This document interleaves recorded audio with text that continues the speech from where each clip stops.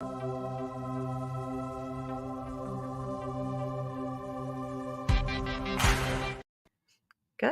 evening, friends. We are gathered here today for another episode of Coffee with Friends. This live stream may discuss trauma of all sorts to include all types of abuse. Viewers and listeners may find it unsettling and triggering. The guests on our live streams reflect a diverse set of values, morals, and ethics that may not reflect the morals, values, and ethics of the Misfit Amish. If this live stream causes you distress, please seek support from your trusted folks and qualified mental health professionals as needed. As always, you may cease listening if you are distressed. With that being said, I'd like to welcome Pi, Rebecca, Billy, and Patriarchal Daddy, because apparently we need one of those. Good evening. Good evening. How y'all doing? I'm doing awesome. I'm glad you invited us. Yeah? Well, I'm glad Yeah, y'all good to agreed be to come here. do this. It's kind of amazing. But I'd like to ask each of you to go around and introduce yourself in 30 seconds or less. Should I start? I don't Yep. know if it's okay. I'm Carly. I was born LDS. I went through a lot of childhood abuse. I don't know what else to really say. Well, that's why I'm here.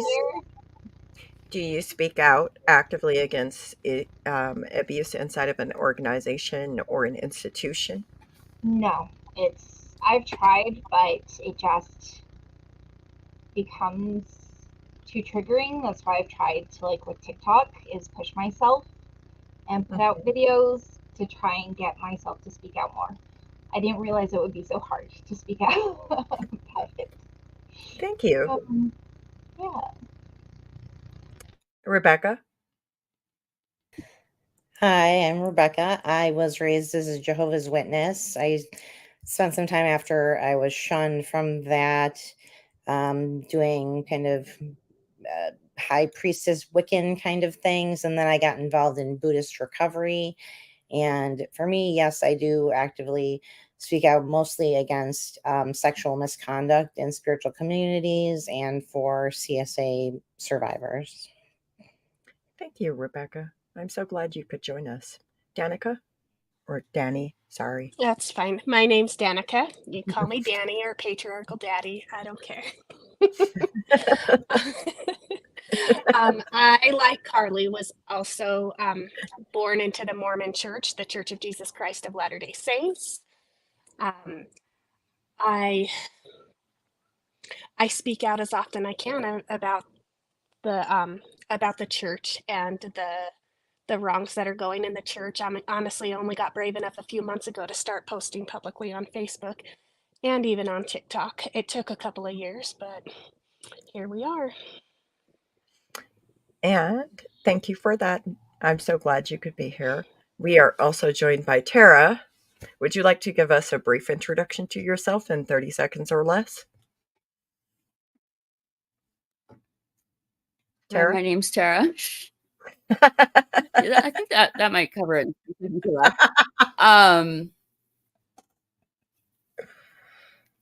That's actually harder than I thought it would be. I come from a Southern Baptist background. And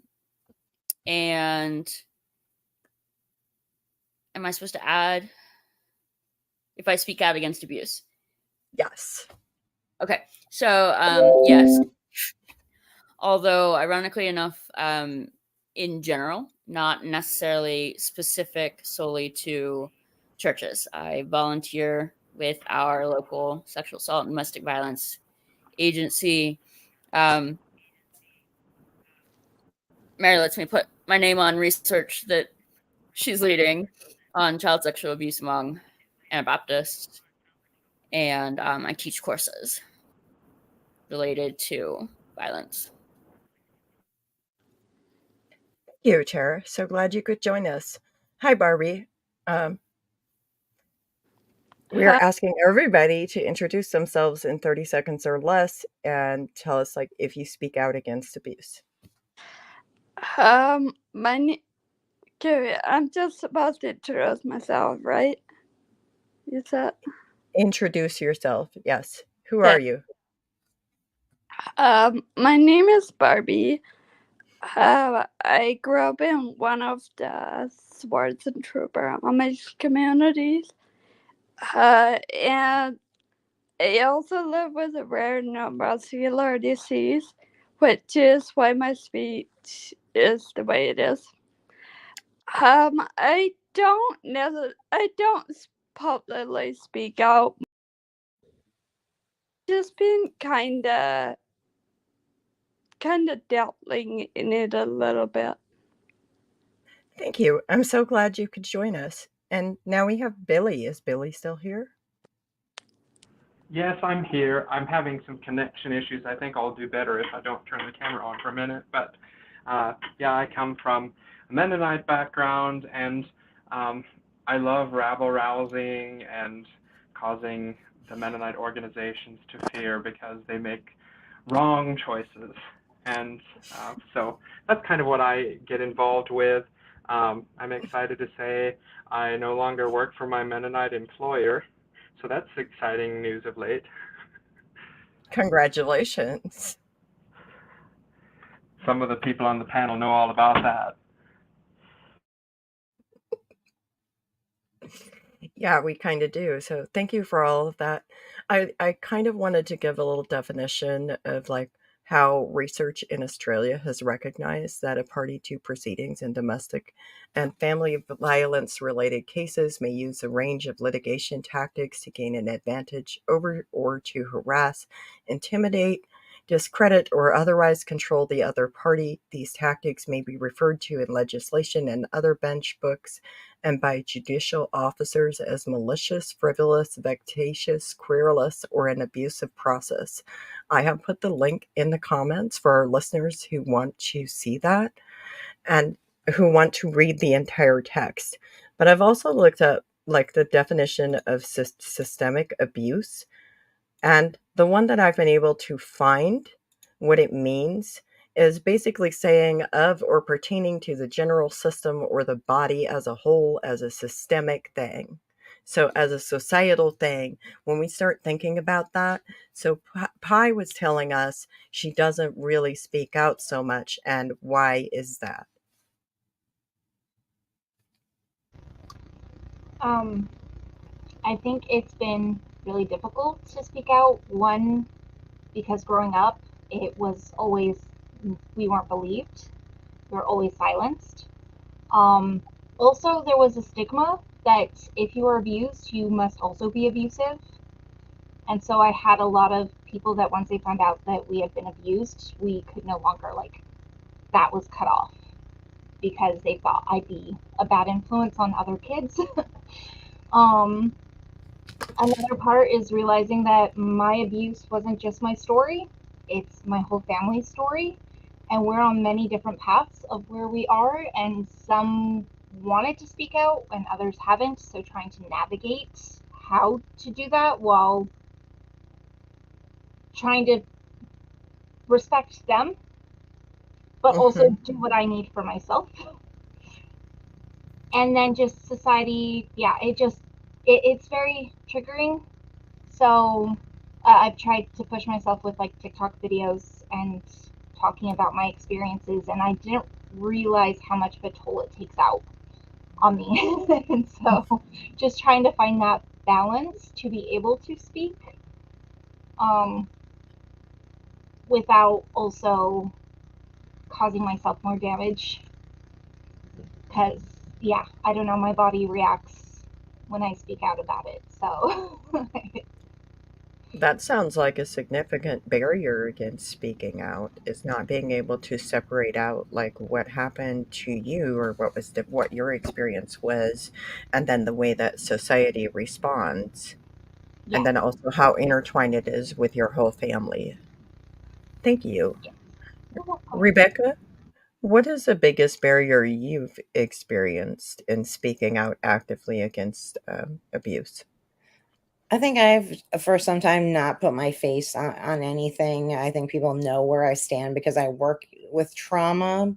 but and I kind of focus on community traumatology, the systemic issue that trauma creates in, groupism, whether it's from in the religious aspect or the communities that are created outside of it. So I don't like my face out there. This is one of the first panels I've ever done. I do things in the background, but I also like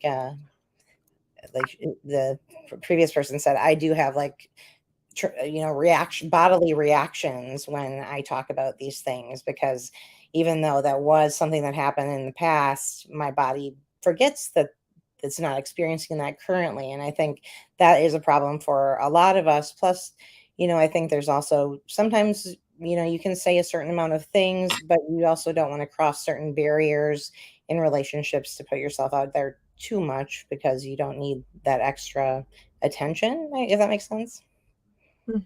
That makes complete sense. Thank you so much. What about you, patriarchal daddy? What is your biggest barrier? You ever like regret knowing everybody in your southern Utah town that you live in? I've 'Cause never when you lived in a do, southern Utah town, so no. because when you do start speaking out, you lose all of your friends. Oh. But Mormons don't shun, I thought. Mm-hmm. Yeah. Yeah, they shun a lot. And they like to reach out and say the kindest things to you. I don't sense sarcasm in that. What is an example of the kindest things? Oh, let's see. Do I want to go back to the hate family tragedy, that most recent message that I got? Oh, that was lovely. Do you remember what I'm talking about? I That think I woman have. that reached out and told me that Tasha should have got her husband into counseling after his dad killed himself. And I was like, this is not a conversation I'm gonna have. And she said, and then she said, well, there's two sides to every story. I said, if that gave Michael permission. Oh, she called Tasha two-faced. My friend. I said, if that gave Michael permission to kill Tasha and all her children because she didn't get him into counseling, I'm like, I'll never be in a situation where I can have this conversation. So yeah, I don't know if you guys heard about that. That happened in my neighborhood this January, and I got to see all the fallout from so much after that. Didn't he murder his He wife murdered his and wife, children? his children, and his mother-in-law. Just Yeah. around the corner. Just around the corner. 5 kids. Yep. Thank you. Yeah. Yes, yeah. That has to be really difficult to speak out against. Like, it Yeah. seems.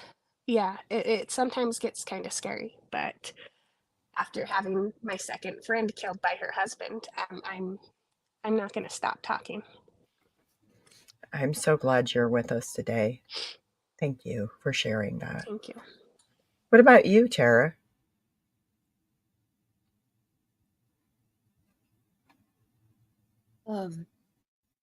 So some of the barriers, I think Rebecca mentioned similar barriers. But one of the things I've found is if I am supporting one person, people are mostly okay with that. They are not okay with me saying, okay, well, this person is living in poverty, which is limiting their access to the resources. Like, people say they should just leave. Well, how do you just leave when you do not have a credit history or a job or access to your own driver's license or birth certificate? And so the biggest barrier I have found is that people are more accepting if I speak out about what is happening to one person, which I have done. But in my various roles, I'm also speaking out against the poverty, the racism, the sexism, the code of silence, which kind of encompasses all of the above. And that is more unacceptable to Can people. you elaborate on code of silence for me? Abuse isn't something we talk about because it's in the family. What happens behind closed doors stays behind closed doors. And so it really is kind of we don't talk about it, code of silence, in terms of it's just a family matter. It's not like I shouldn't be concerned if one of my students is being abused by their spouse because that's a family matter. Or if you belong to a church, would that also then apply if the church says that abuse shouldn't be talked outside of the church members because it's a church matter? There's that, and then there's the layer of, particularly if it is a male abusing somebody assigned female at birth, whether that is their child or their significant other, or sometimes even siblings, like that is his job. Like it's not just that it's a church matter, it's that he's being a good man. Rarely, she's being a good mother by teaching her children the proper way to behave. Well, no, she's abusing her children. Yeah. But within some churches, that is actually appropriate. Like that is considered the way to raise your children. And so it wasn't just not to be taken beyond the church. It wasn't a problem within the church. Child abuse is biblical. Yes. Yeah, yep, that part too. And Thank so, you. and that creates the code of silence around this is not something that is a problem. Thank Thank you you. for that. And Billy, what would you say the biggest issue has been? I would re-echo a lot of what others on the panel are saying. I can only speak from my context and my experience, but in Mennonite world, we feel like everything needs to be kept within the faith, and to talk to those outside is seen as violence toward the group. Everything is about our collective group against the world. And so everything, right or wrong, needs to be kept inside. And as you can imagine, any deviations from that, whether it's a spoken rule or not, there's punishment for that. And there is this absolute institutional and sometimes self-preservation of people in power, so much that they're willing to sacrifice people's very livelihood or safety. And that is very prevalent, and it's the norm. Oof. What do you mean when you say it's institutional or even livelihood and safety?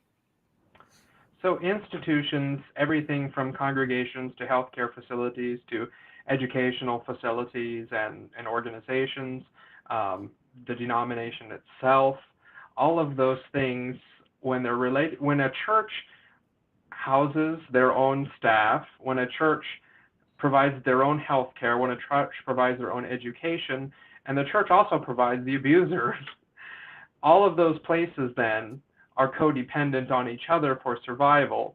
And so they work together as a team to silence anything that would ruin their public image, which allows them to be profitable. Because most of these church organizations operate not only under the sweat and monies of their own members, but also bringing lots of money from the outside. And so their face of goodwill toward the community, anything that might interfere with that good image and ability to make money, is really what it comes down to. As I look at many situations that I've even been involved with in my own life, or have, become aware of and got involved in some way, I often see this coming back to, this will hurt our ability to effectively make a profit, and we would much rather just be quiet, or we'd much rather set the axe on those who would interfere with anything going that direction. Despite what the truth may actually be, we know that that's not always true.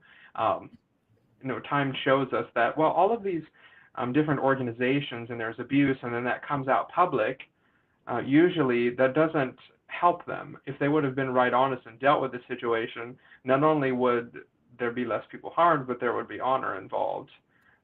But they don't seem to understand that. That's interesting. Don't most Mennonite institutions like the colleges have like peace and social justice programs? I have to ask. Anabaptists as a whole love to say we're peaceful, loving people. We don't go to war and we don't resist evil. But that's a load of crap in a lot of ways. I believe the doctrine is good, but it's misused. And yes, we can talk about mitigating or mediating conflict with others, but for some reason we have no ability to actually use those skills on the ground in a real conflict. And that I find that interesting. It's all theory, because when it comes down to the facts on the ground, and especially Mennonite to Mennonite conflict, they're not capable. They shut down, and there's a lot of that. It's all this false front that adds to this image of we're just a pure innocent people seeking to do well, and we seek a more docile life than others, which when you find out what's going on inside of the group, inside of this closed circle, a lot of times it's way more violent than what we see going on in the so-called world that we see. The worldly people, they're the ones who are supposed to be dangerous, and they're the people who are supposed to be perverse, and they're the people who are supposed to be reprobate and robbing and stealing and pillaging. But I see that happening in our own circles, so I wonder, what makes us special compared to them? That's a really good question. Thank you. And what about you, Barbie? What is the biggest? My biggest personal barrier is that my abuse that I experienced was very mild compared to the abuse that other family members that I know experience. And then just systemically not having a social safety net, CPS not believing you, or cops going to the bishops, and then mental health professionals, also sometimes refuse to acknowledge the systemic abuse rather than the individualistic abuse. That happened to me a couple of times with some counselors. That sounds absolutely horrific.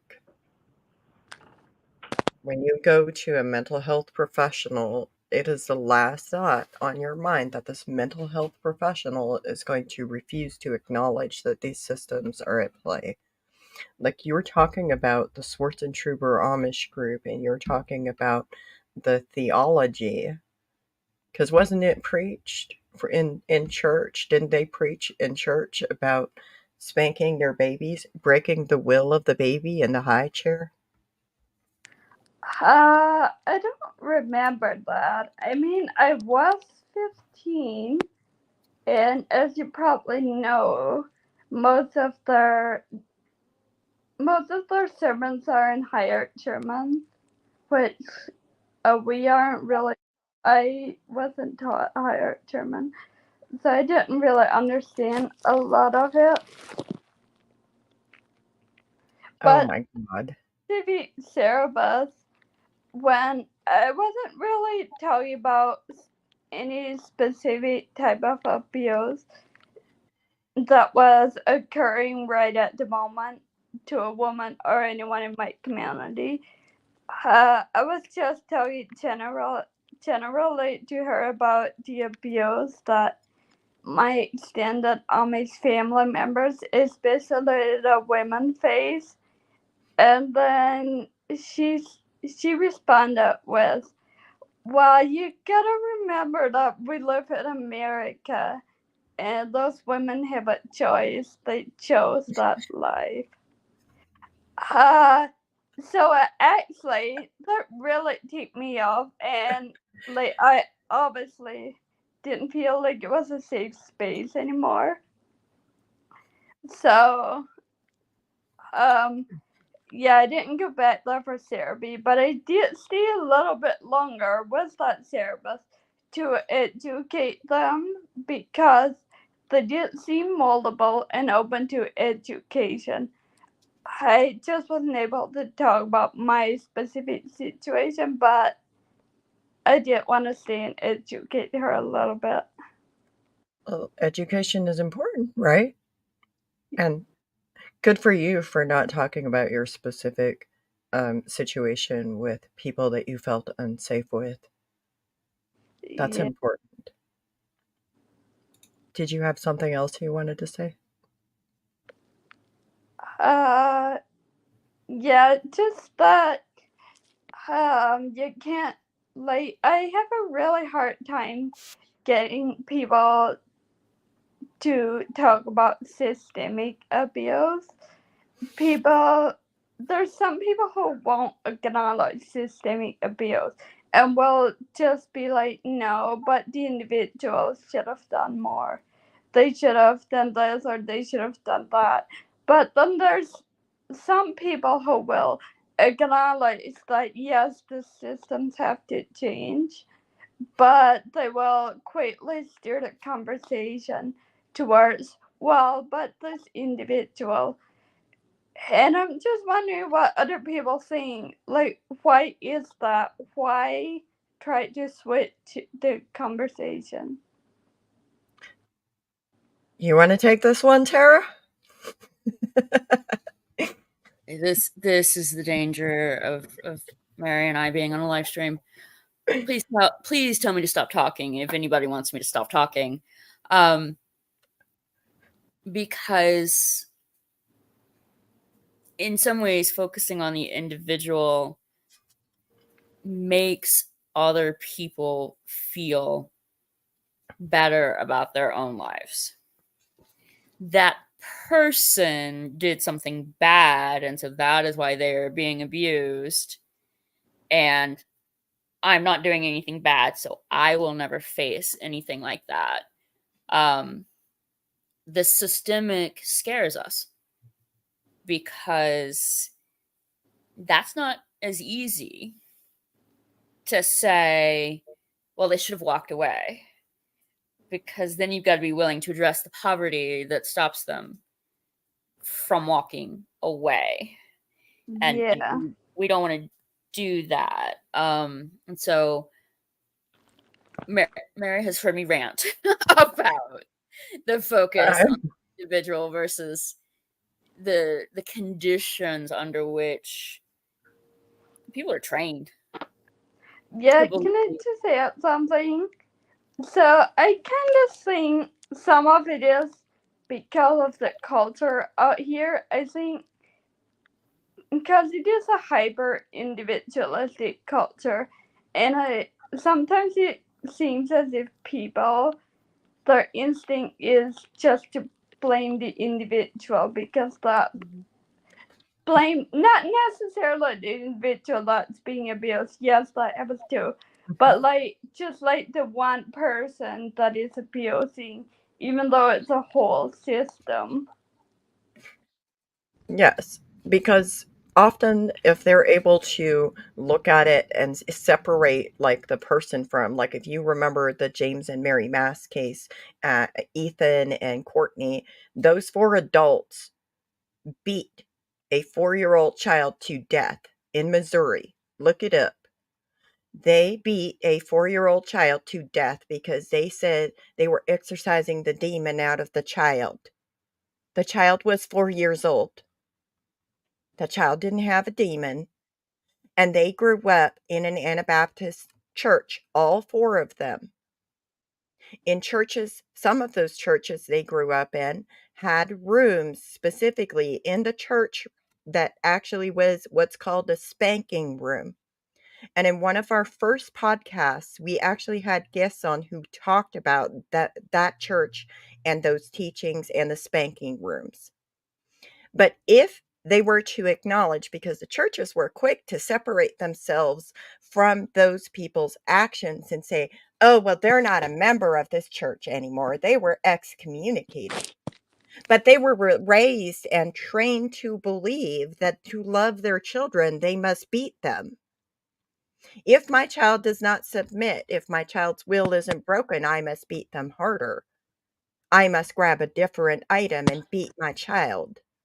And so if you acknowledge the validity in the teachings that are actually causing systemic abuse, because that is systemic when it comes from the underlying teachings, in my opinion, when you acknowledge that, then they have to acknowledge that they also belong to a system of oppression that perpetuated abuse. They would have to acknowledge their complicity in enabling abuse. They would have to look at themselves as being part of the problem instead of part of the solution. And as long as they can look at it as an individual thing instead of part of the organization that has created this type of abuse and allowed it to thrive, they can pat themselves on the back and send out thoughts and prayers and pretend it doesn't happen. Sorry. Thank you. Continue, Tara. Yeah. Well, I was gonna kind of add one thing to it, going back to something Barbie said. I am big on you do not need, like, okay, I teach college students. I am big on you do not need a college education to do advocacy and support work, although I think you need some form of training in oppression and coercion and systematic and systemic control. But one of the things that I have also seen that is part of this is, even within a community of survivors, we mimic these systems of oppression that we have seen just in our broader communities. Abuse is abuse is abuse. Like, you don't get bonus points, for lack of a better word, for having experienced more severe forms of abuse. And we rank people. Yeah. You know, we put them in some kind of hierarchy. Like, I understand your type of abuse, so I'm going to listen to you, but I don't get your type of abuse, so I'm going to call it not abuse, and I'm not going to listen to you. So even within survivor groups, you see that hierarchy in types of, like, points awarded for experiencing different types of abuse. And I am going to be careful because I will go off on my soapbox on that, because I've absolutely had students who have been abused and they'll say things like, oh, it wasn't that bad. And yes, it is not the Trauma Olympics. That's in the chat. But we treat it as if it is. And Well, and I'll add to that that I've had many, many, many survivors tell me, well, my abuse wasn't as bad as yours. Please don't do that. We're not measuring trauma today. Tomorrow doesn't look good either. Thank you. I will stop there, or I'll go on all night about the problems with replicating hierarchies of oppression within advocacy work. Oh, thank you for that. With that being said, let's pivot for a second. Hey, Sam, can I catch you up? Can you introduce yourself in 30 seconds or less, please? Yeah, sure. My name is Sam. I go by he, they pronouns. I am a survivor of conversion therapy, was raised as a Mormon in Provo, Utah. I'm a Mexican American, and I'm married to my husband for the last 12 years. And that is me. I help run a survivors group for other conversion therapy survivors every week. Thank you. I'm so glad you could join us. And I'd like for you to answer our first question and our second question as well, if you can. So, the first question is, what is the biggest barrier you've experienced in speaking out against systemic abuse? That was kind of hard for me to think about because I couldn't decide between gaslighting externally or gaslighting internally. So I guess I'll just have to say gaslighting in general. I think that's been the biggest problem. People that you tell your trauma to saying, it's not that bad, just get over it. You're fine. I don't see that as a problem. Or on the other side where you're like, you were just saying like, oh, I didn't go through it as bad as it could have been. My trauma doesn't matter. I should just get over it. Right. So I would say gaslighting is probably the biggest. So, what is your purpose in speaking out against systemic abuse? My purpose is to make sure that what happened to me never happens again to anyone else. Because as long as it's happening to other people and I have the power to stop it, I feel like that not only hinders my healing from trauma, but it feels like a thorn. It's like a pebble in my shoe that I can't take out if I'm not doing something about it. And I know that I can't fix the world, all by myself, but at least taking some type of action feels like it's not this constant annoyance or thorn in my side or pebble in my shoe. So, what I'm hearing from you is directly opposite of like what Pi was telling us, where they, she said, if I remember right, that they said that it it causes distress in their body to be able to speak out publicly. And I think, like, that is valid, and I just wanna point that out because sometimes, as survivors of specific types of abuse, we can have different experiences and different outcomes, and different things can be helpful. And I just wanted to point that out. Thank you. Thank you so And much. at different times too, because there have been times I felt exactly Yes. that way. Yes. And sometimes I need to take breaks. Like, I relate to what Sam said about it feeling like a thorn, like a pebble in your shoe. I feel like it's a burning in my chest, but there's that. There's that. But with that being said, our next question is, why do you think it's important to address systemic abuse versus an individualistic approach? And I'd like to start that off by asking Barbie, because Barbie, you are the reason we are having this conversation, and I'm grateful for it. Thank you. You're muted. You're muted, Barbie. Okay, can you hear me? Yes. We kind of have to address systemic abuse. Because if we don't, then abuse on an individual level is gonna keep being enabled, and it's gonna just keep happening.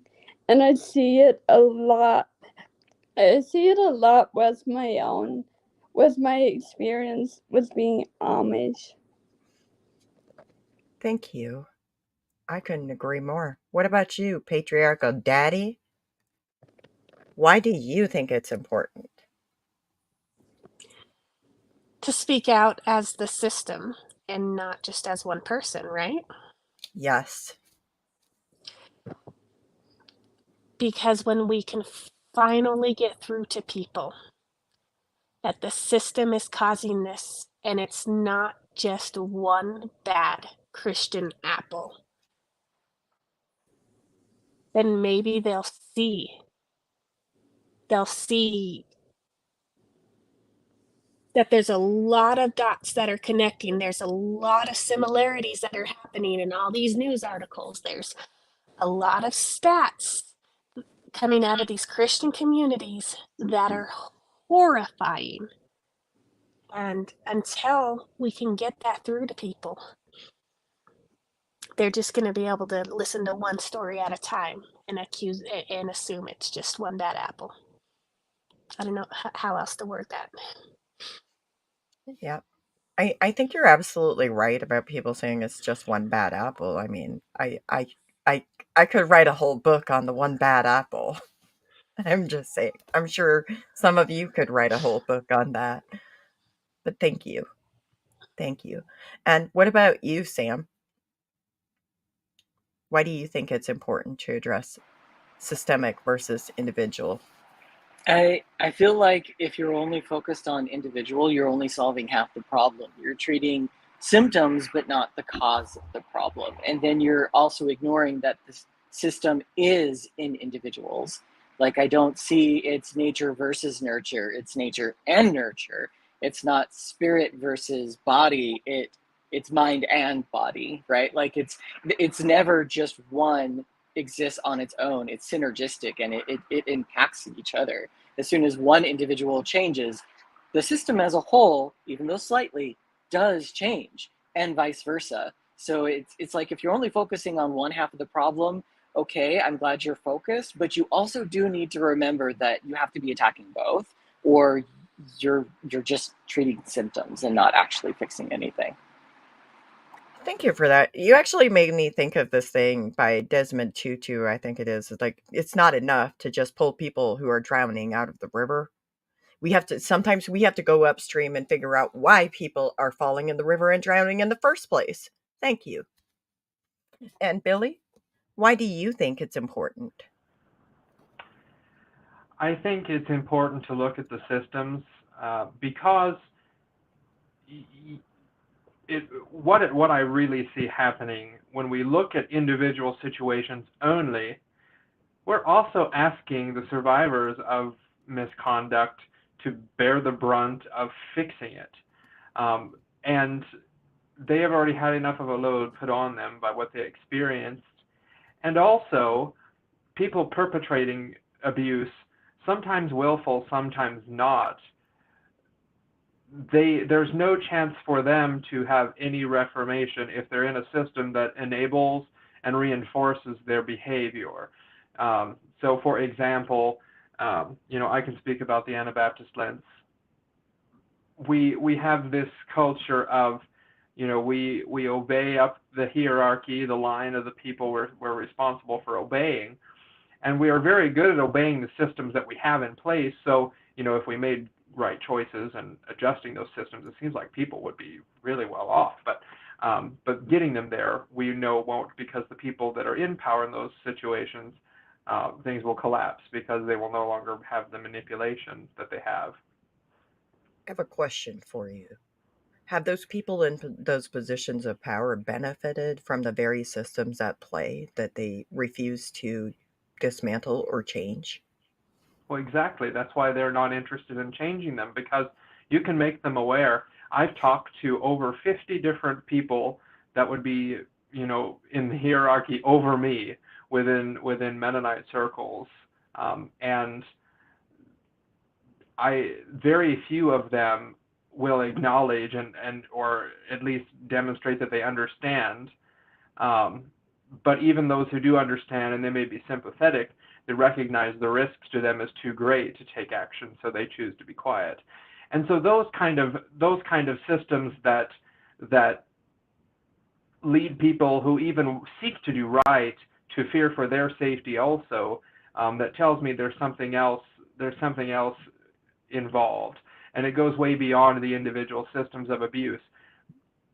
Abuse doesn't have much chance to thrive if it's in a social system which educates people properly, which has,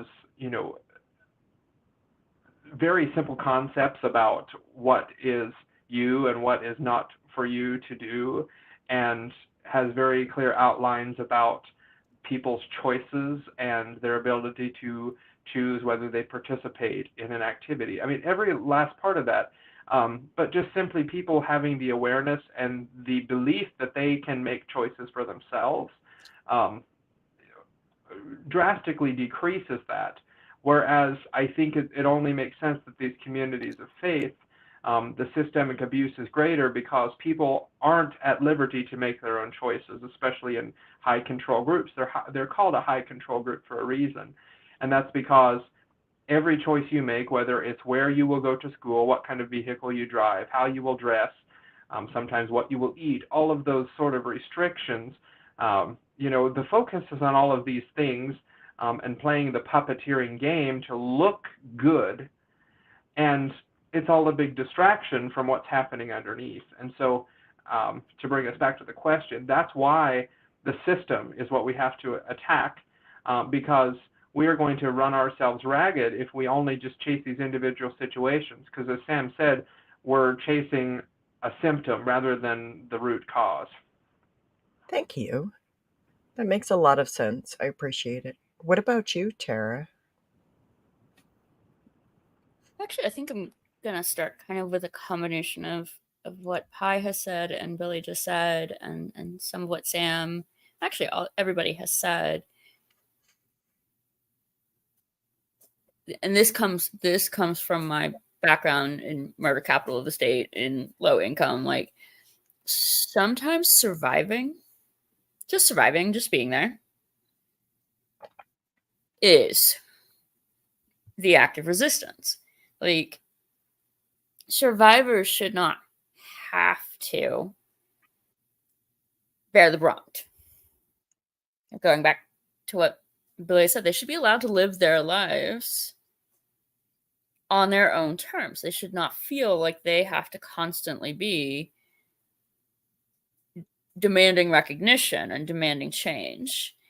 And so on one hand, to me, survivors living is a statement. Survivor surviving is an act of advocacy. And I think working on the individual level, helping survivors find the resources they need to do that. Like, I think that is worthy and that is valid, and that is part of what I do. But it does not matter how many individuals I help. Somebody is born every second. And so as individuals are supported into leaving, there's a steady supply of new people being abused. Unless we address the systems. And that's, I think of myself as doing both, but working with individuals is not going to stop the flow down the road. It supports them, and that is wonderful, and that should be done. But it's a Band-Aid. It's kind of a bad way to look at it, but it is a Band-Aid because somebody else has already been born into abuse because the system hasn't changed. Are you saying it's a short-term fix to a long-term problem? Yes. And for the individual, like that, in some ways, that's a horrible thing to say. To the individual, it's vital. Like, that is how they survive. That is how they gain the resources and the support. And so for the individual, we cannot lose sight of somebody's got to be working with the individuals. Because for them, it is not a Band-Aid. It is the solution. But if I want to see a reduction in the amount of violence, then I've really got to look long term, because only person A, person B, person C, we're going to run out of alphabet letters, Right. because that is a long-term problem that has not been addressed yet. So, Yep. Thank you. And what about you, Rebecca? So this really spoke to me because I've been spinning in my head about how I see this systemic problem for some time, because I went from, my understanding is most everybody here has come from like some sort of Christian fundamentalist thing. Well, I was like, I'm going to be the rebel. I'm going to do something different. And everything different is still based in similar ideologies. A lot of these people come from Christian backgrounds, people in the 70s that created new age, whatever, and all these things are supposed to be new and rebellious. And you're like, I'm doing something different. And you're like, but are you though? No, you're not. You're bringing the same bullshit from that background to this one. And so the problems are not like only in one organization, they are larger. And as Mary, in your experience, when you go against the justice system, it is not set up for you to get your justice. So it's a really it's a passion project of mine, and I'm all about that. And what I see as a huge problem, and I talk about a lot, is something I call toxic forgiveness, and it's something that has seeped into every religious spiritual organization. The idea that, okay, you have a victim, but the organization or the group decides that you need to just forgive this person, or they collectively have forgiven them. Okay. And so if you do not forgive them in the appropriate time as a victim, you are shunned or looked at as not godly, or you're just not practicing hard enough. It's all bullshit. So So do some of those new age practices use the term "let it go"? oh, for sure. Like, I mean, I can't get into specifics of things, but there's going to be some upcoming things like books and coming out of colleges about some of these newer organizations where the same systemic problems, it goes from one large organization that it seems we focus on at a time. Like, the Jehovah's Witnesses have their special, the Amish have their special, there's this special. And so until we bring like all the problems together and be like, okay, this is not just the thing of the moment, there's a reason why this problem keeps coming up all the time, from basically what is the same teachings just wrapped in a different package. So I do have to say this because I feel like this is important, and because I can be long-minded too. So y'all tell me to be quiet if I go on too long. But there is this thing that I have experienced from some new age practitioners that tells me basically, you chose to be born into that family. The inherent victim blaming, the inherent repackaging, the inherent, like, I can't even. It makes my skin crawl. I see you laughing. Laugh away. Well, the other thing too is, a lot of times in the communities that are created outside of these organizations by individuals, I'm sure like all of us have had that leave, there are still predatory individuals that invade those X whatever communities. So, and they're still, even outside of a community that's created, outside of a religion, there still seems to be some kind of hierarchy that's like understood, that's very confusing. It's whoever has the loudest voice or the most views is somehow like the person at the center of things. And I think there really needs to be more of a collective approach. Like this panel. Yeah. Thank you all. Thank you, Mary. And what about you, Pi? Why do you think it's important? Systemic versus individual approach. So, like what everybody said, but I want to kind of take a different approach with it, and it's a kind of a desensitization that happens. Because on a systemic level, we tell these people, oh, that's little, that's little, that's little, and it keeps getting bigger and bigger and bigger, and keeps getting more and more accepted of the types of abuse. And kind of like, this is probably a little off, but just with this with what just happened with the Passenger 8 blogger, and just kind of talking about with the modesty culture, and how it's a lot easier to hide abuse when we blame people for what they wear. And you'll see it, like, even if somebody is wearing something where you can see the abuse, the bruises, everything, well, then it's suddenly you're a bad person or you deserve that because look at how you dress. And so it's this weird acceptance on a large scale that just keeps getting bigger and bigger and bigger of what's more accepted. And that causes major ripple effects to everybody. And like, we don't even see how some of these things affect all of our lives. Like we were talking about, does it benefit higher ups? Well, we've noticed that even when something doesn't benefit them and actively hurts them, they'll still want to do it for the idea of power. Kind of like with them filling in, making colleges, you have to pay for it instead of being free. They're willing to hurt themselves in order to control and hurt others. And that's not sustainable in any way. And we just don't realize how many small things that it's actually hurting us in this idea of power and to kind of hide abuse. Do Mormons have their own colleges, right? Brigham Young University? Yeah. Do you think that is part of their systemic kind of like use of their tools and resources to 100%. Okay. Yeah. Do you And want to expand upon why?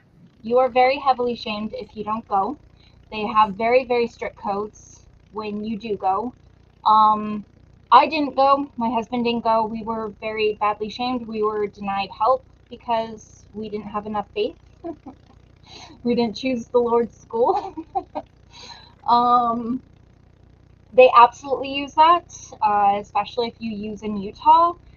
It would be better for you to have gone to BYU than Stanford or any other big college for them, because that means that you're in line with what their beliefs are. And that's the big thing that matters. It doesn't matter how well you're educated or anything else. And that's why so many ex-Mormons that leave, we're seen as worse than anybody that has never been part of the religion. Is because now we're untrustworthy. Now we're a loose cannon. They don't know what they can expect from us.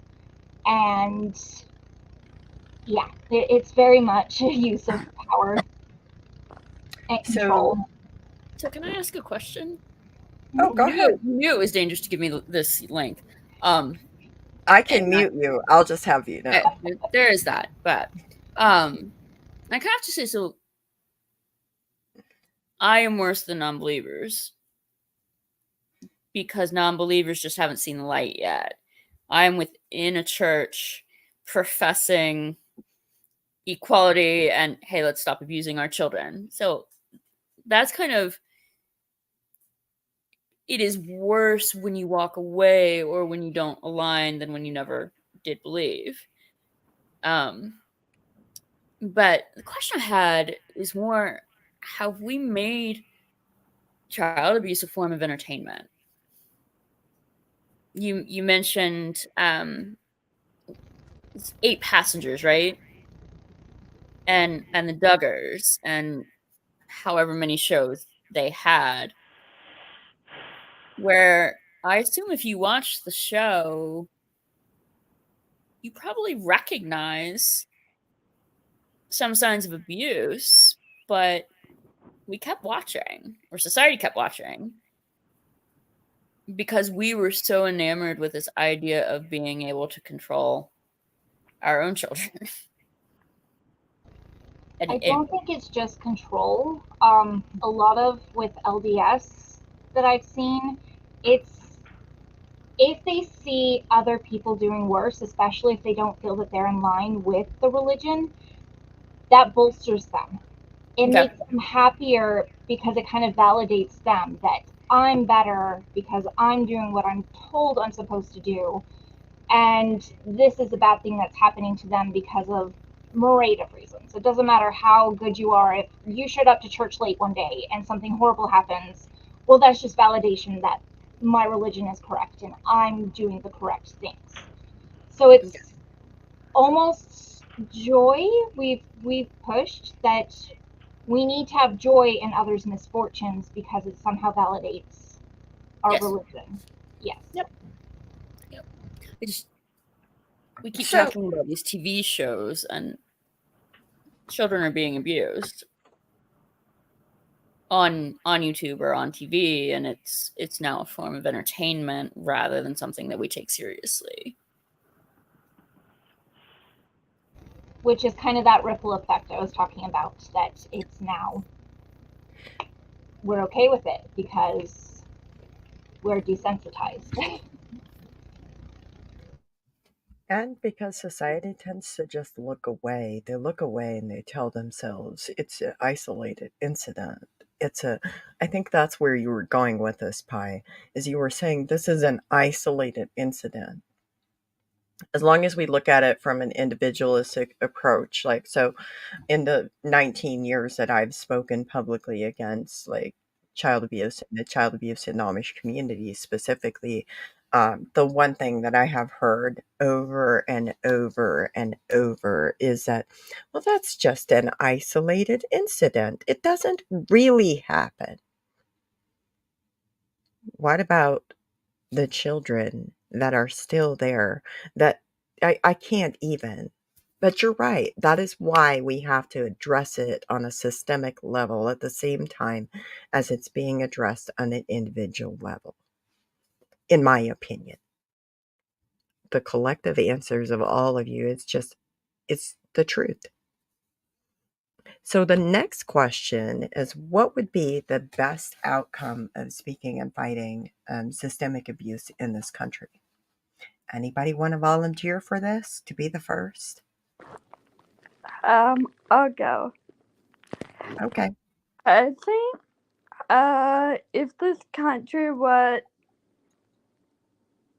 get rid of I don't know, maybe take a step back on religious exemption, because a lot of systemic abuse gets hidden behind the idea of religious exemption. So I would really like America to ease off on that. That would be a pretty big. I would count that a win if that happened, Barbie. I would love to see that happen. Yeah. Any of you would like to see that happen?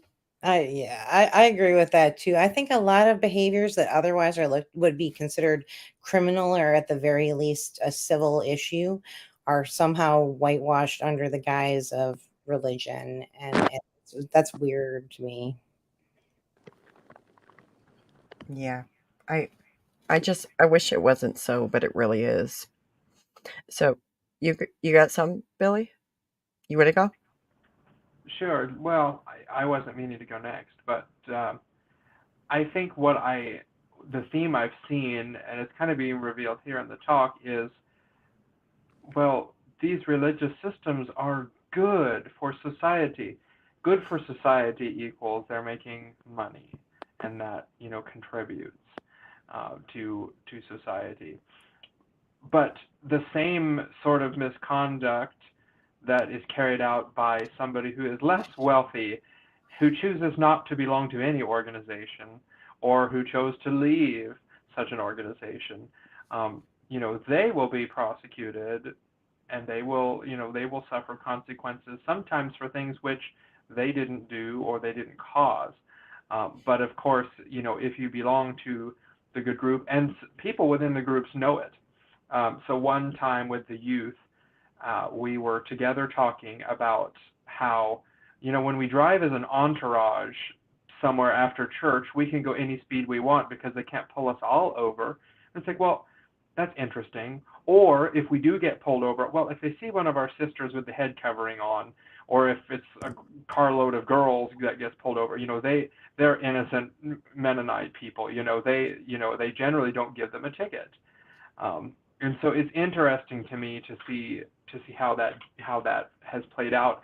And not only is that privilege extended, but they know that they're being given a privilege, and it's almost as if, well, we're righteous people, so they respect us. I know Mary has even heard some recordings of lectures within the Holdeman Mennonite Church where they recognize privileges they've been given, and they use it as more fuel to bolster their control and example to the young people of why you should be good. If you want to avoid getting drafted to go to war, here's how. And I remember when we went to the Capitol and we met with those federal agent people, and they were in tears because of just how true our church was, and all of this. I mean, it's propaganda, and because we don't know any better, we believed it our whole lives.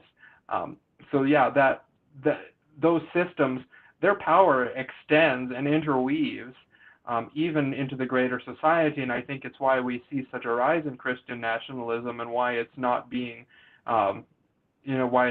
thwarted so easily, because, well, those people live within systems that are so enmeshed and so controlling that they also are given a pass way too often, and they have such power that there's really no way for standing against that. And so it just further enables, and it's a vicious cycle, and it goes back to why examining and working within these systems of abuse is so important, because just like we said earlier, those individual cases are just a result of all of these larger systems.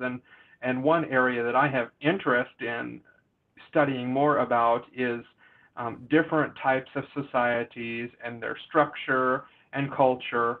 What is abuse? What forms of abuse take place, and how are they dealt with, and how do they compare? Because abuse is abuse, as Tara said, and abuse happens, and abuse isn't necessarily tied to any of these specific groups, but what happens after definitely there's a lot of correlation there. Yeah, it really does. But what do you want to see as the outcome?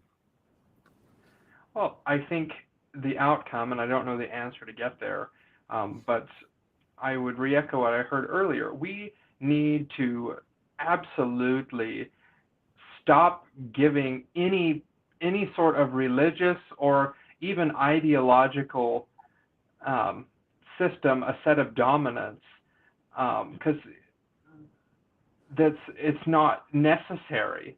And it's interesting how we have a culture in the United States of priding ourselves on the so-called sense of freedom and set of values which separate religion from the state, yet we see so much more of that than many other nations that would be comparable in size. And so, what's really going on there? But I think, the end that I would like to see is we need to make targeted action to prohibit that from having a place, and have very large campaigns with education about what's happening in these communities and how they aren't above the law. And it's something that's so enmeshed. I mean, it's not going to be an overnight, unless something happened and we all just got picked up and dropped on Mars, and we eventually extinguish. I mean, the United States is going to be how they are for a while, but my part, can I speak up against things? Can I make someone question what they're doing? I suppose that may be all that I can do while I have breath. But in the end, I would dream of a society that just gives people those individual liberties that we claim to give, and live by them. And in the end, a lot of these religious systems, they are here, and they are so large here because of the way the government supports the way they operate. Yeah. What about you, Sam? What would you see as the best outcome? So I had a flood of thoughts. I will try really hard to condense them. as we were talking about systems, I realized when you talk about systems, you're just trying to like, take a step back and see everything as a whole. So I tried to see our conversation take a step back as a whole, what is going on here. And I was reminded of one of the first lectures I had as in my training as a therapist. We talked about something called the addressing model. And the addressing model basically just says, here's this bunch of letters, like your ability, disability, sexual orientation, all of this stuff, right?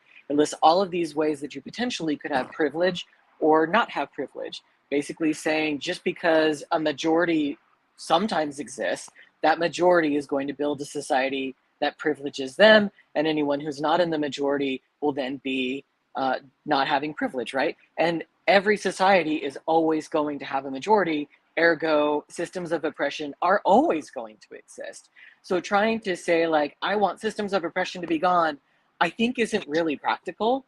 But I think what is practical and what I would like to see is for everyone to have a solid understanding that there are people who don't even believe system of oppression exists and that it's not a problem we have to solve, right? And I think if everyone could acknowledge that by being a human, you inherently have privilege in some way, and that it's your responsibility to just be aware of that. And when you can do that as the victim of a system of oppression, suddenly that responsibility to just be better and just get over it is gone because you realize it's not my fault. And then when you are the privileged, it is your responsibility to always be watching for, am I holding my privilege correctly? Am I making space for those who don't have the privilege that I do? And I think if everyone was just doing that, then whenever systems of oppression pop up, we'd be able to hold that lightly and say, what can we do to mitigate the impact so that systems of oppression, where found, can always be worked on and always be cognizant of that. And I think that's the best that can be hoped for, because I think even that would be difficult because it requires everyone to take responsibility. And just as humans, we just want it to be easy and ignore everything, right? And it takes effort and work to own your privilege. And so I think the best we can get is just people to maybe understand that privilege even exists, and that's a step in the right direction. Yeah, I think it's important though. So far, we're talking about what we want to have removal of like religious liberties for people. And we want people to have education, and we want people to acknowledge their privilege. Well, I have privilege, but I digress. We're going to ask Danica, Daddy Danica, what would you think is the best outcome?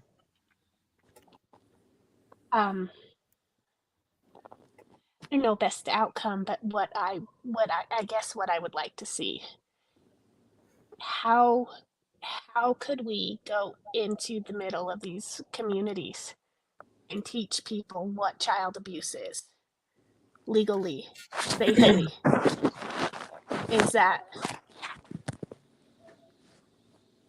ever going to be an option? I don't know. Yeah. Sorry, did you have something? No, I was going to say, I don't know either. I don't know. I have no idea. Because, I mean, like, there can be outreach efforts. And I would say this because if you follow my work, you know that we have created, in collaboration with professionals, printable brochures that have been circulated within some Amish communities. There are Amish people that have used those booklets, especially the How to Report booklet.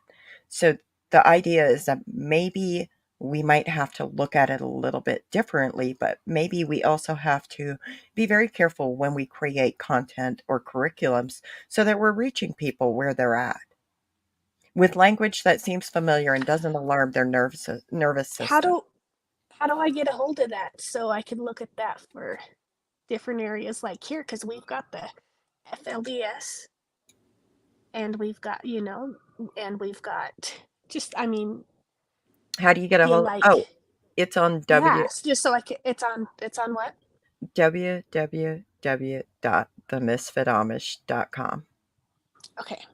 There's I'd a like to look through all resources. of those. Yes. And then yeah, it's all different languages, obviously, from Mormon to Amish. But But they're written in English. They're just specifically targeted to bridge the language barrier, to yeah, bridge that gap. So I'm thinking maybe that could be an idea. I don't know. Is it realistic? Could be. Might not be. You never know might not until be. you But I try. mean, if it could Yeah. be. What about I you, would. Pi? Oh, I'm sorry. No, you're good. You're good. Go ahead. What about you, Pi? What would you want to be an ideal outcome? I'm just gonna focus on one thing because there's way too many otherwise. I'm not good at explaining stuff, so I'll just explain why. Today I've had two interactions. One was my best friend's child at school. Another kid told them to kill themselves, and we were talking about the different things because, of course, she reacted and wrote to the principal about it, and just it's kind of they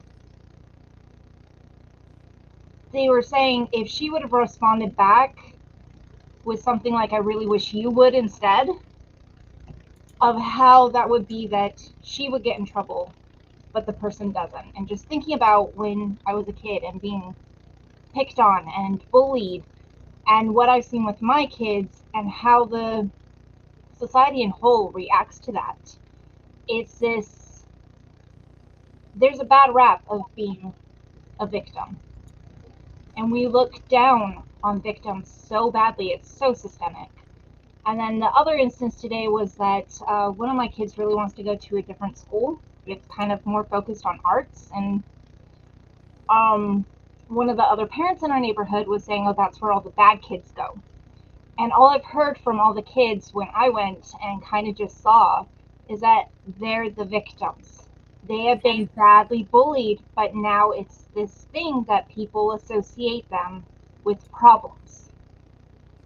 And I think if we could, I don't know how realistic it is, but to try and get that switched and stop having it be that we looked at victims so badly, that they're just problems, and that there's something that is, I don't know, It's for whatever almost like reason. when you're the victim of bullying or the victim of a crime, it's almost like there's so many people in society who tend to look at you as less than, as you're Yes. incapable of making good decisions, you're incapable of having a meaningful life, you're incapable of even making fucking decisions for yourself. They project their ideas, their wants, their needs right onto you. And they do that to us as children. They do that to our children. They do that to people who are adults who are speaking out. It doesn't matter what your age is. Even people use their children as tokens to gain attention on social media, which is where Tara was asking about, well, are we just now looking at child abuse as entertainment? People exploit their children. People exploit their children and people go watch it because why? Yeah. It's all based on that type of ideology.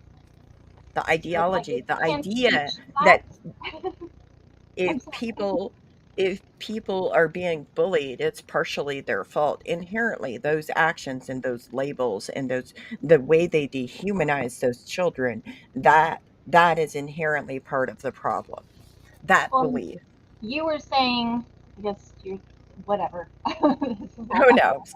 But you were talking earlier about New Age religions and how it's you chose to be. Mormonism was very much that. I was told that a lot as a child, that I chose to be abused, that was my choice. Or the second option was that I was bad in the pre-existence, and this was something that I needed to go through to become a better person. And so it's like either way, it's victim blaming, because the one It's way is like, you dehumanizing. chose this, so deal with it, and the other way is, well, you were a bad person, and I'm not going to stop you. And in that sense, people just do. They will say, well, you were bad. So we were told that a lot. Well, have you just thought of just being a better child? Have you thought about listening to everything this person tells you to do? Have you ever thought of just understanding your abuser and not pissing them off? Like, Oh, have you ever thought of just forgiving him or her or them? I'm just saying. My bad. I couldn't help myself. You can't move forward until you've forgiven. Oh no, the healing it's process for us. starts when you forgive. This is for us, not for them. It's for us. We went there. Oh boy. Well, Rebecca, you got anything to say about what your ideal outcome would be? I mean, I think there just needs to be loads of accountability and some. I know individuals that have come into doing justice work for these particular communities, and so I think they're very few and far between. And there's not very many people doing these kind of things, and there needs to be more of those individuals. I think you'll see some of them when you're doing like your religious trauma conference. There are people out there that do this, but the information isn't really out there. But I think number one, there is this idea, because I've done recovery work. A lot of recovery work, when you look at like 12 step, I'm not sure if you're, are still based in Christianity. So there's this whole making amends thing. Again, it's the problem of putting it off to this imaginary thing or this forgiveness aspect that allows you to take absolutely no accountability, and the victim to, like you were saying, Pi, to basically feel bullied and blamed like it was that. It's weird, the dynamic that's been created. So is that from religion? Is that it's societal? Like I can't really pin down why that is the case, but I just know with where I came from, I just always had like I was always like the moral compass. When I was growing up as a Jehovah's Witness, I was like, there's something really wrong with this, and this is not doesn't it never felt right to me. And so I'm very empathic in communities. I can pick out the people that I know are going to be a problem, and I've had to do that. And people be like, I'm so sorry I didn't listen to you. And unfortunately, sometimes you develop that kind of radar because it's a problem. And but I'm more than anything, I think there needs to be a lot of accountability and a form of redress available. That's valid. Because, I mean, it doesn't seem like there's a lot of accountability. Giving people a slap on the wrist isn't actually accountability. And furthermore, it's also not vindictive or grooming to want to see institutions or organizations held accountable for the abuse they have covered up or perpetuated. It's also not being sinful towards your abuser to report the abuse to authorities and have them be investigated and prosecuted. That's not sinful. Thank you. I'm on my horse today. Hi, Tara. It's your turn. Would you like to tell me what you think would be the best outcome? So some of this is going to be kind of a flip side of some of the things that Sam said and some of the things that everybody has said. Sunday school answer, that is a phrase from my childhood. I don't hear it much up here, but the Sunday school answer is absolutely, in an ideal world, there would be no abuse. Are we setting realistic ideas here? No. This is the flip side. Like, so Sam, like, but that's not realistic. It's not, but I'm not quite ready to give up on that vision. And my sister has a 7-year-old, and thinking about the world that a 7-year-old child raised in Florida in a Southern Baptist church and the Florida today, like, I'm not quite ready to say I know what is going to happen. I'd like to believe that will be addressed. It's not going to be. But one step towards it, we live in a box. Most of the time, we don't even recognize the box that we're in. Like, my box as a, middle-aged 45-year-old white woman with a PhD is, yes. is totally different from the box of a 45-year-old white woman without a PhD. Or what about the 45-year-old white woman that's queer? How about that? Or about the 45-year-old. That's a discussion for Anyway, another I day. I mean, digress. but most of us don't know the boxes we're in, and I look at my students. This semester, I'm teaching a course in Intro to LGBTQ. We're talk about civil rights, and we're talking about history.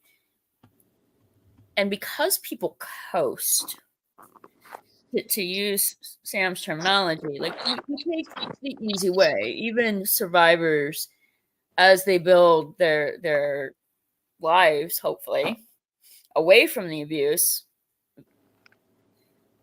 we follow routine. We coast. We have no idea about the laws that provide us the rights that we think are inherent because we are human beings that can be taken away from us. And so Mary and I were talking about Obergevell v. Hodges. And the fact that if that's overturned, the law that was passed to protect marriage equality doesn't provide full marriage equality.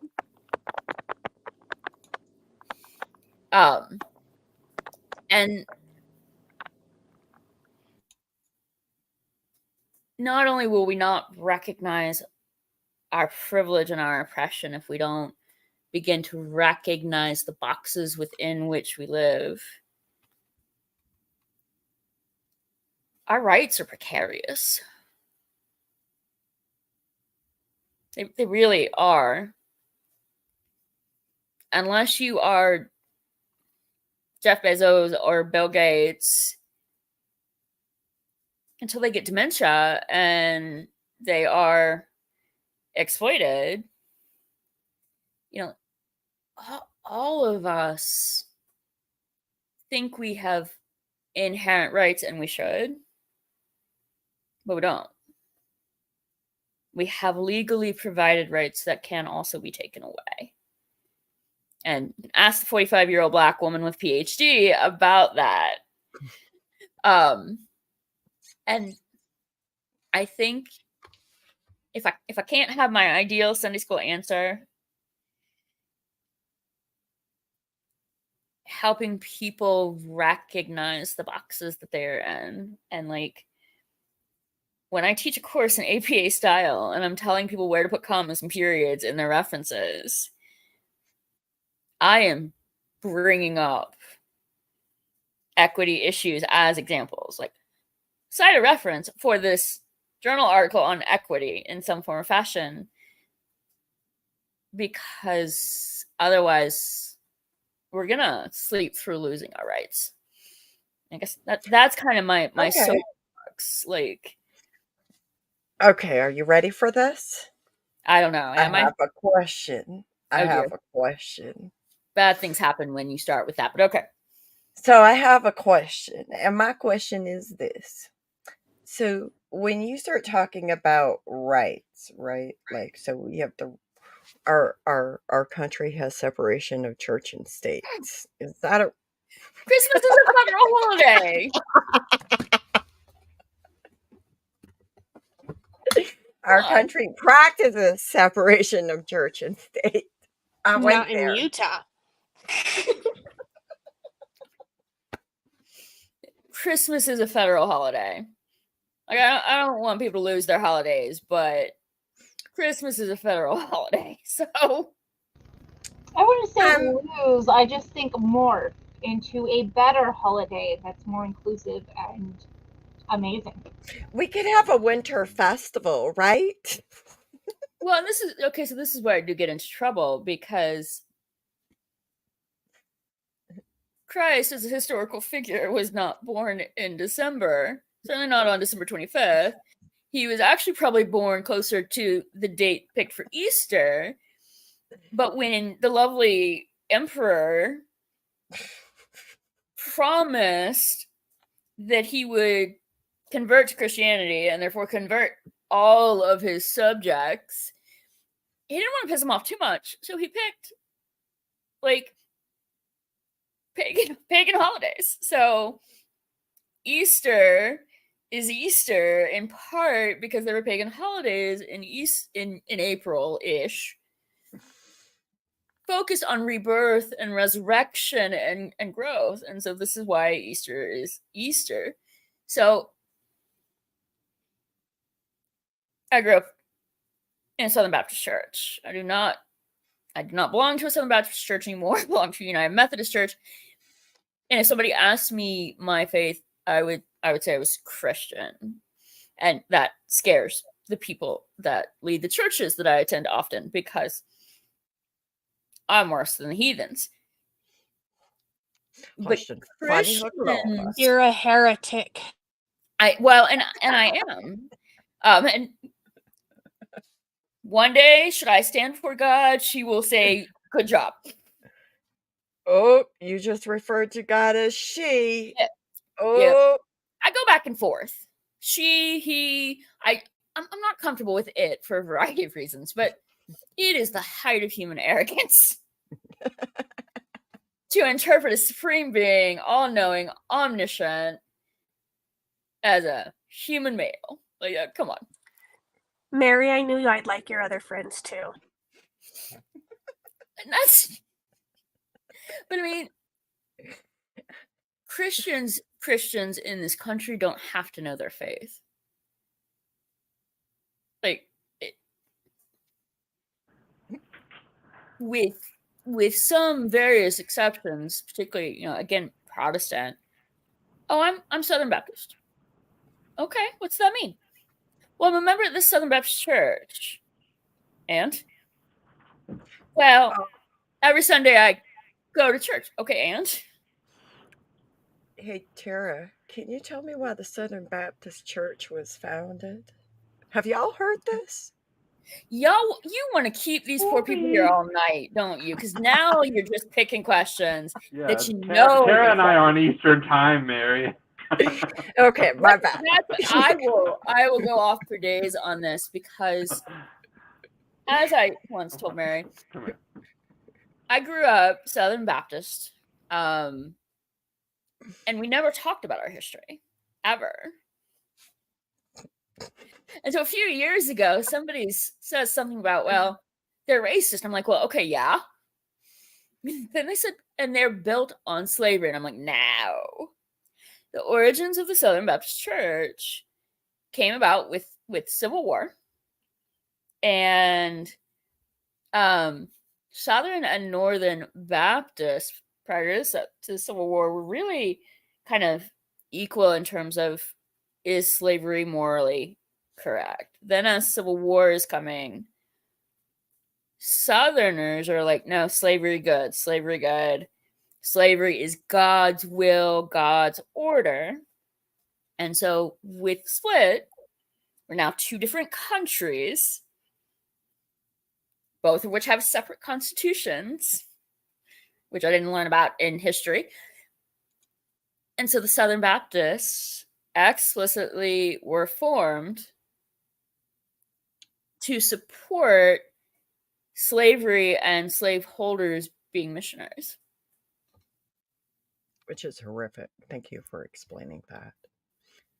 But they did apologize about 20 years ago. Where's their reparations? My bad. Oops. They apologized. Like, and this, going back to some of the things that lead to abuse. You need to forgive. An apology is all you should expect, because you should forgive. There is no need for reparations beyond an apology. Oh. Like, okay, well, the Southern Baptist Church has done spoken. We all heard it from Tara. Oh yeah, and the Southern Baptists can be up in arms because I'm no longer a Southern Baptist, and here I am talking about them. But whatever. How dare you? I know, right? Did I miss anybody on like what your outcome would be? Did I miss anybody? I got everybody. Going once, going twice, sold. Okay. Now we're going to talk about if y'all have any parting words to anyone in an abusive situation today. in 30 seconds or less.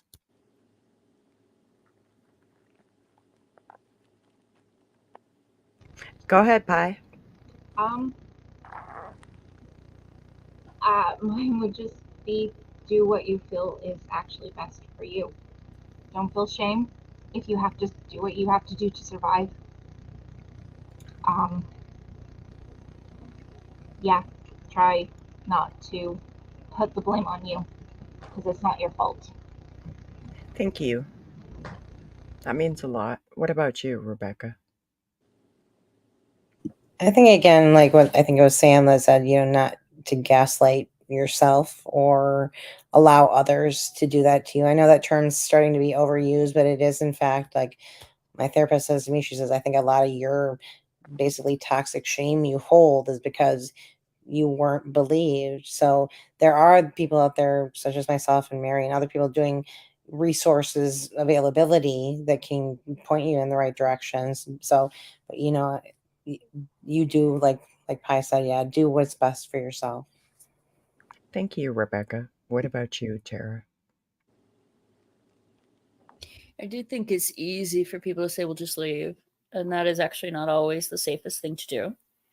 So I do think it's important that people know that they are the best judge of what is safe for them. And if that's staying in an abusive relationship for now or for 10 years or forever, you are the only one that can choose that and decide what is best for your safety.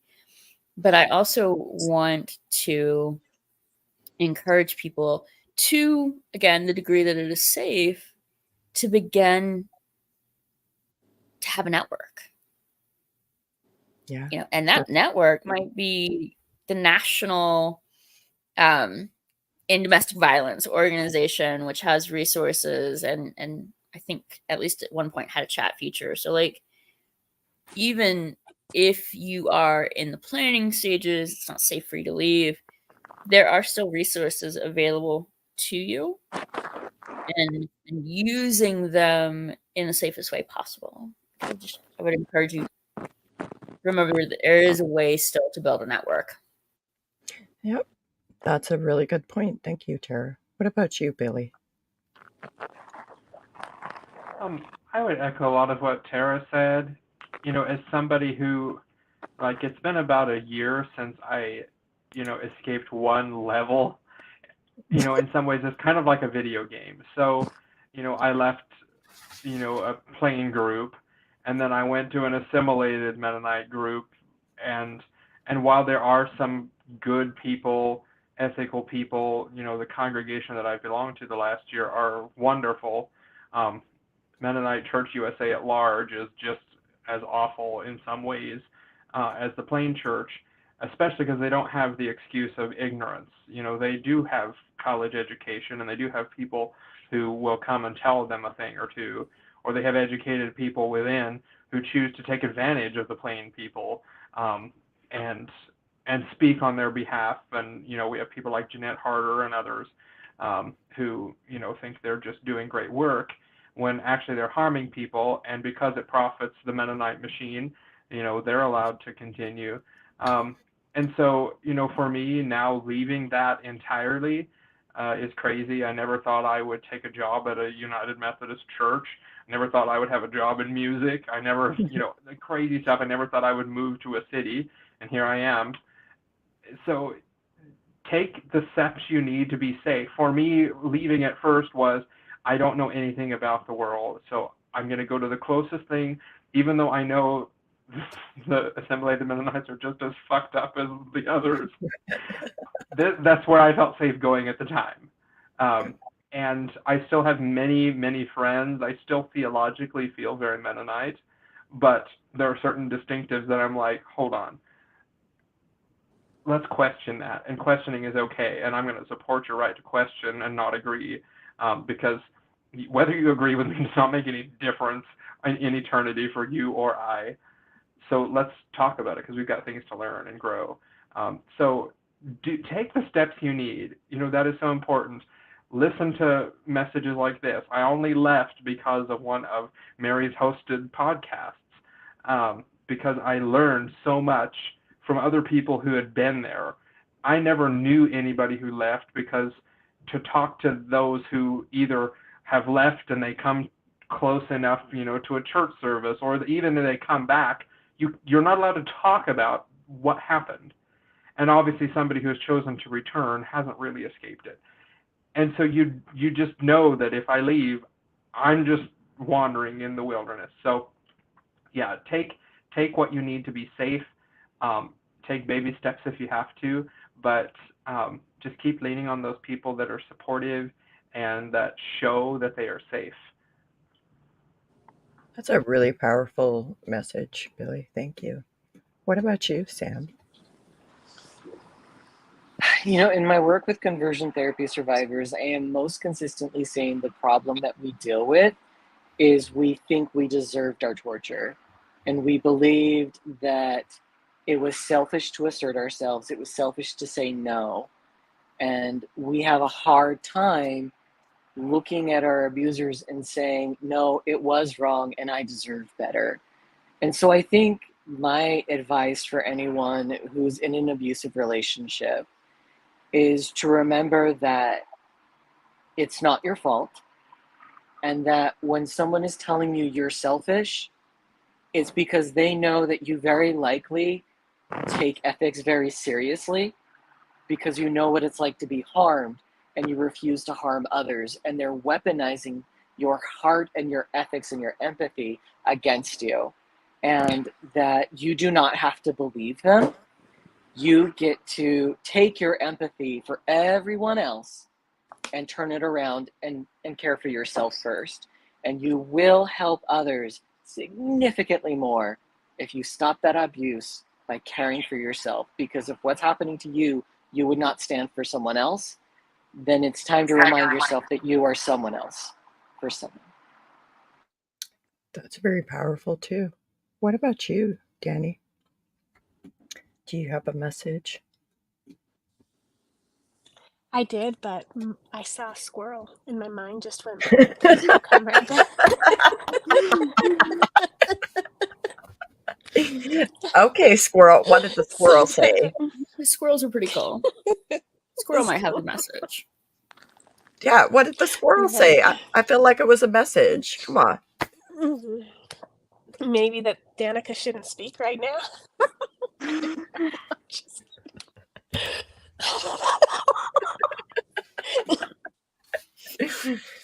I mean, if Danica doesn't want to speak, that's fine. What do you have a message, Barbie? I would just say do what you need to get immediate resources. Even this might not be well received, but in my situation from years ago, if I won't use the person's name, but if the person would have lied, and it would not have been a terrible lie, if they would have just said, "I'm afraid of of people in my house," the local domestic violence shelter would have helped us. So there's a misunderstanding. I don't know. It's cultural ignorance, but anyway, a lot of these shelters will locally not take you if you're afraid of the people in the community, but it's not the people in your house, so they didn't take us. But we, as Amish people, were afraid of the people in the community, and their solution was just to lock the doors. That's not, it's not that simple. So, I don't know, lying sometimes is okay, and also pretending to be a Christian in order to get resources is okay. I think it is. Thank you for that, and thank you for sharing. It really is not okay. I know that sometimes there can be a lot of difficulties for survivors to access resources, specifically from Amish communities. I've had DV advocates tell me that they were trained to turn away, to send Amish survivors, refer them back to their communities for support. And I don't agree with that. That is inappropriate. That is wrong. That is unhelpful. And so I say that Amish survivors deserve support. You deserve support. Your family deserves support. And you shouldn't have to lie about it. But if you have to, I don't know. It is what it is. You got to do what is going to keep you safe. What about you, Yeah. Danny? It's okay to lie. Yeah. What about you, Danny? You're ready for me now? Yes. Okay. If the I'm squirrel so has sorry left. about that. The squirrel left. If I could tell anybody anything, it's your story is powerful. Your story is important. Your story deserves to be heard. Your story deserves to be shared. Your story deserves to be listened to. Anybody that can. I know there are people who can't right now, but when people can start seeing red flags because of the education we're giving from your stories, so much can change. That's all. Be safe.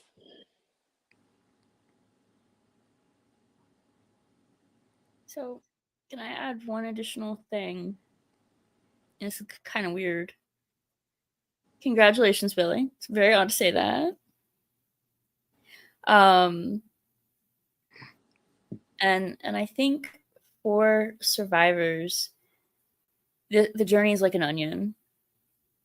One, it might make you cry a lot, but it comes in layers.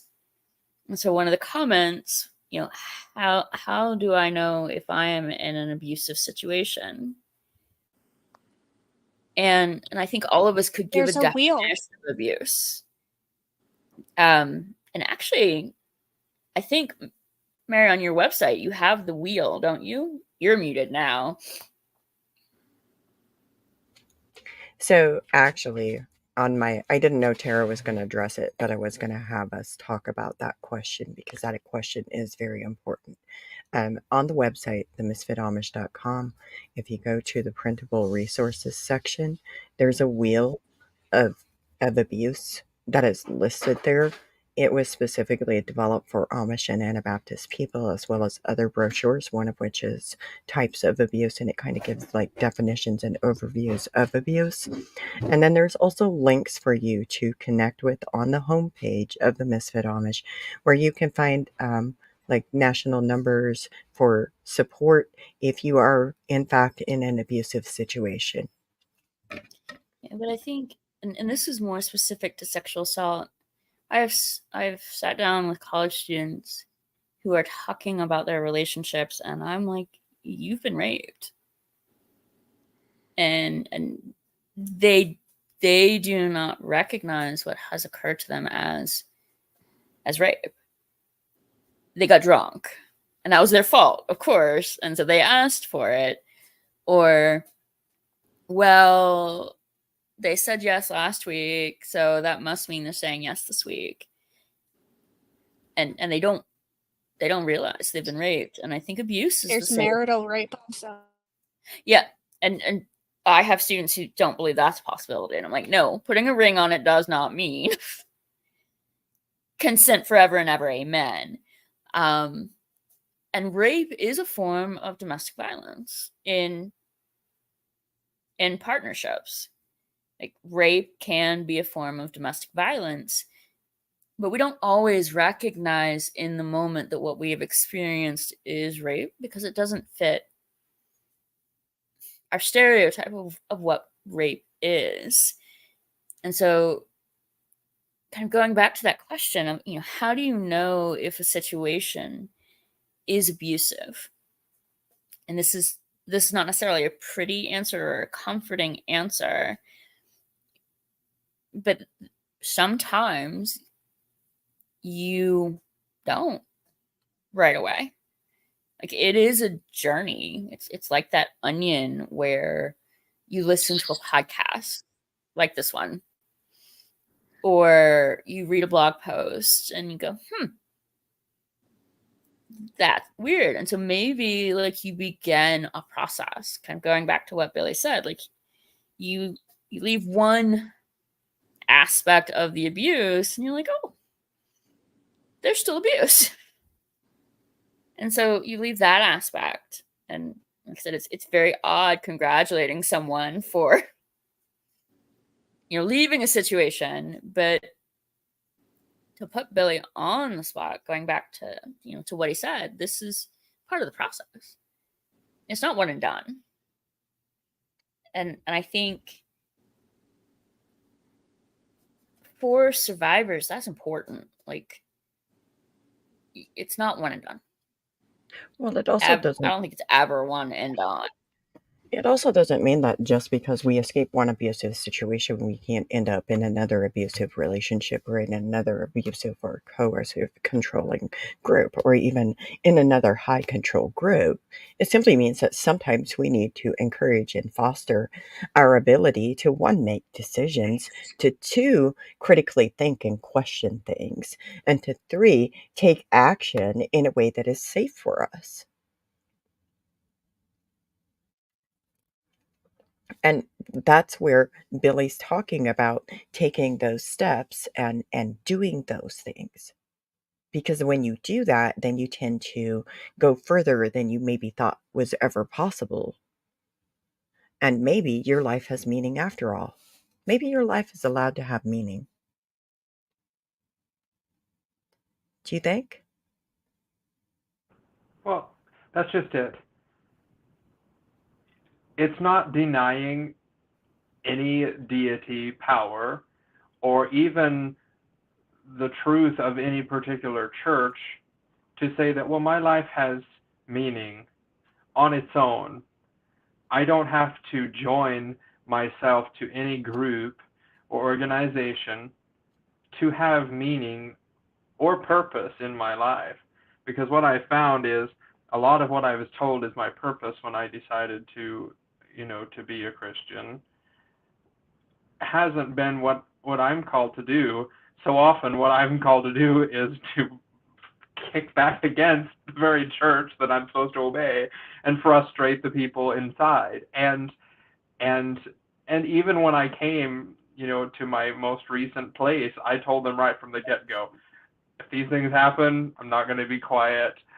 And they did not really understand what they were accepting in that, because in the end, I had this meeting, and I said, here's the list of things that did not get resolved, and you expect me to come back to you now and trust that you'll do something about this situation? It was just so obvious to me that they didn't understand that they never actually did anything about these different problems.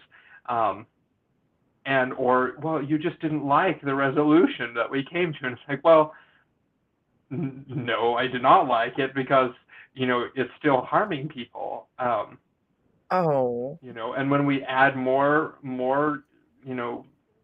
perpetrators to our roster, that's a problem. And so, that's really what finally broke the spell at the last. And it also, I realized there's not much I can do from inside of here. So it must be time to pull back the veil and let others see what's happening. So that way, there might be consequences. Because one thing particularly, a lot of Anabaptist groups, their most faithful supporters are their own people. Whereas with Mennonite Church USA, most of their young people haven't been born because they don't have some of the regulations on birth control and family planning that the others do. But also, so many of the young people have left because they've been disillusioned. The disillusionment has fallen away. So they are relying on outsiders to come into their midst and support their organizations, especially the educational institutions. It started first with the boarding schools. So many outsiders would drop their children off at these boarding schools run by Mennonites, and you can just imagine what all is happening there. And then colleges, it's a lot of the same now, where we have people recruiting them to this idealistic, wonderful utopian place where, you know, we love everybody and we don't believe in violence. And then they come and they get raped and pillaged and lied to, and they're pissed. But, you know, they're young people. They don't have the privilege of being listened to when they do try to get help. And, you know, and it still continues. And so, yeah, those points of don't stop talking if it's safe. You know, there was a lot of things that although I was pretty bold, there were some things I didn't say while I still worked for Goshen College because of what consequences would come. I had a few meetings where they said, you know, you should be careful about how you represent the college, you know, that you represent the college. Well, it's like, yeah, but your public image is not my problem. You're the people who did wrong, so you should do something about that. You know, they didn't like my answer either. And so one time I was bold enough to say, well, you know, you didn't like how I responded when you made wrong choices, so I suppose we're even. But yeah, those situations are so valuable in the lessons learned, and I just see, you know, it wasn't the best place I could have gone perhaps, but boy, did I take some learning moments with me and the experience and insight. And, you know, that will serve me well with any context I find myself, and it gives me, you know, a lot, like Sam was saying, you know, you then have experiences that, you know, you've learned something, and that information can be valuable for somebody else too. And so sharing that experience is important. Sometimes we don't do it enough. So Yeah, that's true. Going back to the original question of the commenter, like, we could probably all give a laundry list of, if someone does this to you, it is abusive. If someone does that to you, it is abusive. But I think abusers are constantly reinventing and coming up with new ways to control. So I wonder if, kind of based on how Billy described things, and well, you know, my own opinion, because of course the world revolves around me. But something is abusive if it makes you feel smaller or lesser than another person. You know, if someone is doing anything that makes you feel like you have to shrink or be quieter or smaller, then you need to consider that you are being abused, because you should not be made to feel smaller, weaker, or lesser. You know, and again, as you're learning, that laundry list might be helpful, but you know, what air tags did not exist a couple years ago, and they are now a primary way of surveillance and monitoring. So the laundry list might be good as an initial step, but learning to recognize abuse as something designed to make you feel worth less until you feel worthless. Yeah, pretty much. They said thank you for addressing the question. But I think the abuse, that definition, thank you for that. I really hope that I would like to give my words of advice. I got some good words of advice today. But you know what? Here's the deal. We are all just human beings. At the end of the day, it doesn't matter how you're feeling. If somebody treats you like you are the dirt beneath their doorstep, you are still a whole, valid human being. You are worthy of every single human right that everybody is worthy of, because humans have the right to food safety, shelter, water. You know, we have the right to pursue a meaningful life as long as we're not harming other people. So you, no matter how you're being treated right now, are worthy of being treated like a whole valid human being. And no matter how alone you feel in the world, you're not alone. There are always people who will understand, and there are always people out there. There are organizations out there 24/7 where you can access support and resources. I will put some of them in the comments, and I am so grateful that I got to have this wonderful panel. Barbie had to go, Billy's phone died, so I guess I'm just going to say good night. See y'all later. Have a good one.